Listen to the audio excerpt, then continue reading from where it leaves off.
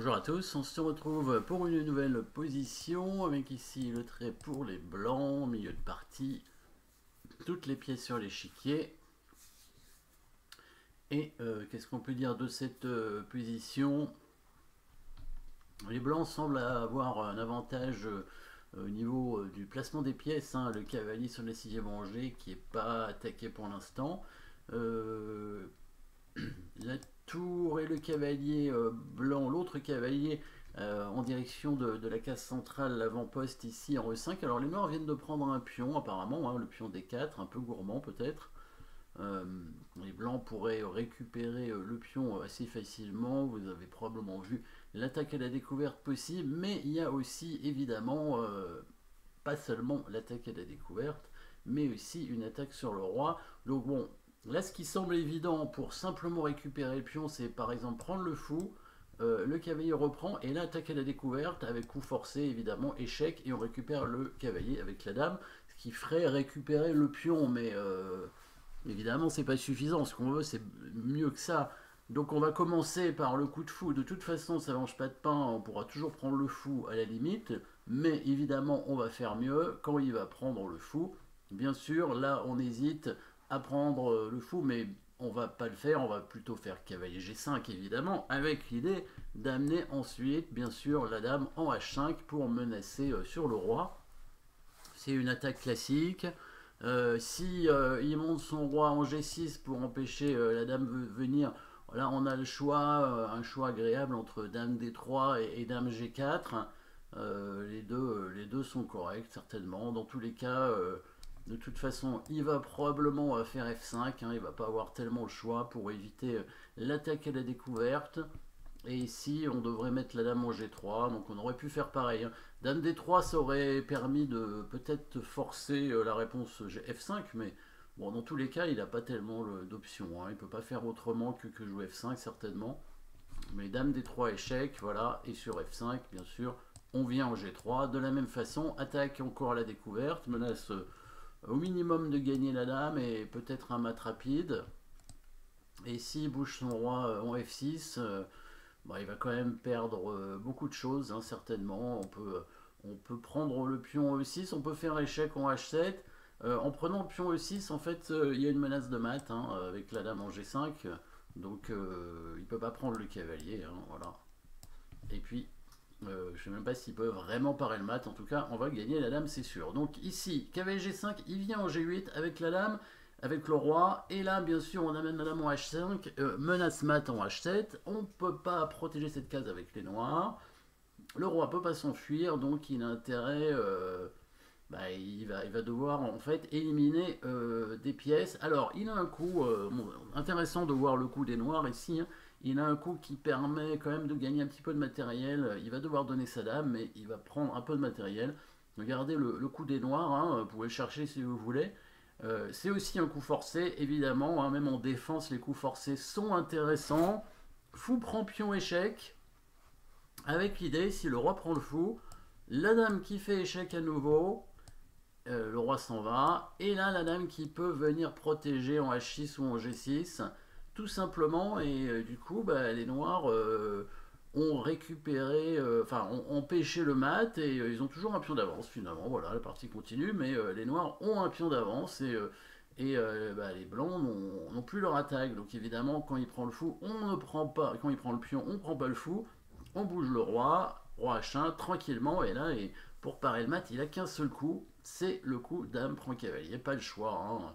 Sinon c'est mat, alors on reprend avec le fou, il prend la tour, voilà, et ici, comment on va concrétiser cette position? Donc ici on a dame, tour, fou, cavalier, lui il a deux tours, deux fous de cavalier, on peut simplement récupérer le fou, on aura dame contre tour et cavalier avec une attaque, donc c'est ce qu'il fallait faire, hein. Il fallait simplement prendre le fou ici avec la tour, on peut menacer un passage en équerre hein, dans la tour, tour E4, tour H4 ou tour E3, avec l'idée peut-être d'amener le fou pour mater sur la colonne G. Donc là, les noirs doivent faire F6 normalement. Et là, on peut se permettre d'attaquer le roc des noirs avec ce coup fou H6, ce qui est pas mal. Parce que si les noirs prennent, ils vont se faire mater avec dame échec. On prend le pion. le roi revient, on revient, et là on monte la tour, hein. Alors on va éviter le coup de pion E5, donc on va mettre la tour en E4, c'est mieux. Voilà, comme ça c'est mat pratiquement au coup suivant, oui, au coup suivant, parce que même s'il fait tour F7, on prend la tour avec le cavalier et c'est mat. Donc c'est bien mat au coup suivant.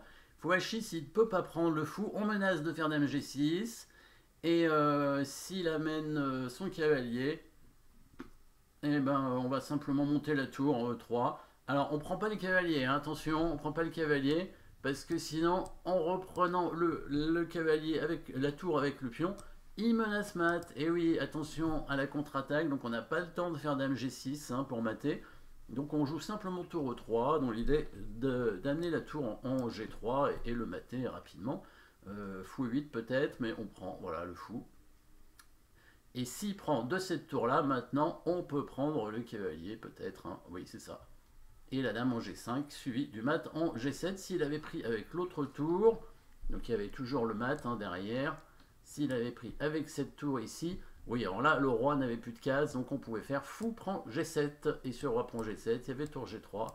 Voilà, en prenant la tour F, il y avait la possibilité pour le roi de s'enfuir, mais là, c'est plus le cas. Là, il va être mat hein, assez vite. Voilà. Et du coup, bah voilà, plus rien. Donc dans la partie, bah, les blancs n'ont pas pris le fou, ce qui a laissé une chance aux noirs. Hein. Il a mis son fond H6, donc ça c'est une erreur. Bon, on peut voir à la fin, la partie ne va pas durer longtemps, parce que les noirs n'ont pas trouvé de défense suffisante, parce que c'est compliqué, mais attention, hein, avec les blancs, il faut être précis malgré tout. Donc là, bah, fou H6, avec l'idée d'un G5, hein, bien sûr, mais en fait, comme il prend pas le fou, bah, le fou aurait pu s'en aller. Il n'a pas fait ça, fou F2, alors qu'il aurait pu faire fou F2 avec l'idée, bah, si maintenant dame G5, fou D4, il défend tout. Et puis bah, les blancs ont même du matériel en moins finalement, parce qu'il y a 3 pièces contre la dame. Et fou prend G7 est pas forcément suffisant. Hein. Fou prend G7, roi prend. Bah, les blancs n'ont pas mieux que la nulle. S'ils tentent de conserver la tour, peut-être que le fou peut revenir en défense. Est-ce qu'il a le temps? Ah, il va peut-être y avoir tour F4 quand même ici. Hein. Peut-être que le fou ne peut pas bouger. Donc les noirs ont intérêt à jouer tour G8 ou peut-être ramener un cavalier peut-être au centre. Quel pourrait être le bon coup ici? Ou alors on pousse un pion. Ouais. Peut-être F6. Le roi se décale en G7. Et quand il prend le fou, peut-être maintenant il peut ramener son fou ou son cavalier au centre pour défendre. Au niveau du matériel, il y a encore 3 pièces hein, avec les noirs, tour fou cavalier contre la dame, donc c'est pas très très clair, hein, encore une fois. Donc fou H6, c'était pas le bon coup. Les noirs ont fait l'erreur de prendre le fou. Là, les blancs ont continué leur attaque en prenant le pion. Il fallait cette fois prendre le fou hein, avec la tour qui monte. Et encore une fois, c'est pas le meilleur coup. Hein. Les noirs auraient pu se sauver ici. Alors le coup était pas évident à trouver, mais les noirs ont beaucoup de matériel en plus, tu vois, du coup, parce qu'il y a 4 pièces maintenant contre la dame. Le bon coup, c'était la déviation de la dame ici avec le fou en D2. Et après, le cavalier qui peut revenir défendre comme ça. Et bah, c'était pas évident, hein, parce que bah, la tour 1 n'est pas encore en jeu, le cavalier va revenir protéger le roi. Donc même quand on fait une bonne combinaison, bah, après il faut encore être précis. Hein. Voilà, je monte la fin parce que là les noirs ont mal joué fou F2. Voilà, il n'a pas voulu donner son fou, mais du coup bah, la tour blanche a le temps d'arriver maintenant. Tour F3, menace tour G3. Il tente de couvrir, mais en fait il n'y arrive pas. La tour arrive en H3. Et c'est mat imparable maintenant, hein. Il y a 2 maths possibles, hein, dame H7 et dame H8. Les noirs ne peuvent pas parer les maths, alors on peut se dire peut-être que les noirs étaient mal au temps dans la partie, hein, c'est possible. Mais il a été trop gourmand, hein. Il a voulu garder toutes ses pièces. Pas oublier que quand vous avez du matériel en plus, hein, une bonne façon de contrer l'attaque de l'adversaire, bah, c'est de rendre du matériel. Hein. N'hésitez pas à rendre du matériel pour contrer l'attaque, pour simplifier la position. Il ne faut pas chercher à garder tout le matériel en plus. Hein. Bien penser à le redonner. Donc ici, fou des deux, c'était le bon coup pour dévier la dame.